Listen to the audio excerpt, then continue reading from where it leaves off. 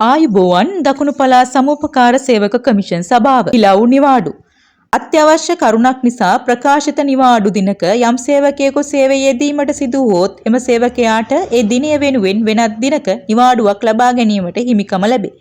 එවැනි නිවාඩු හිලව් නිවාඩු ලෙස හැඳින්වේ.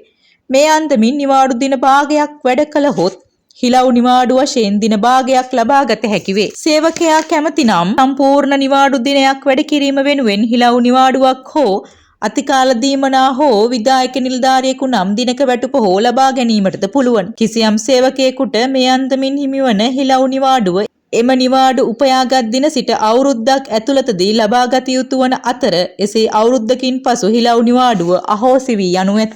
එහෙත් හිලව් නිවාඩු ලබා ගන්නේ නම් එම දිනය සඳහා අතිකාල හෝ දිනක වැටුප් ලබා ගත නොහැකි අතර අතිකාල හෝ දිනක වැටුප ලබා ගන්නේ නම් හිලව් නිවාඩු ලබා ගත නොහැක. පසළොස්වක පොහොය දිනක සේවය කරන සේවකයෙකුට ඒ සඳහා හිලව් නිවාඩු ලබා ගත නොහැකි අතර ඒ වෙනුවෙන් අතිකාල හෝ දිනක වැටුප ලබා ගත හැකිය. සේවකයාට තමාගේ අනියම් නිවාඩු සමග හෝ වාර්ෂික නිවාඩු සමග හෝ එම නිවාඩු දෙවර්ගයම ලබාගෙන අවසන් වූ විට හෝ මෙම හිලව් නිවාඩු ලබා ගත හැකිය. එහෙත් රටින් බැහැර ගත කරන කිසිම ආකාරයක නිවාඩුවක් සමග මෙම හිලව් නිවාඩු ලබා ගත නොහැක.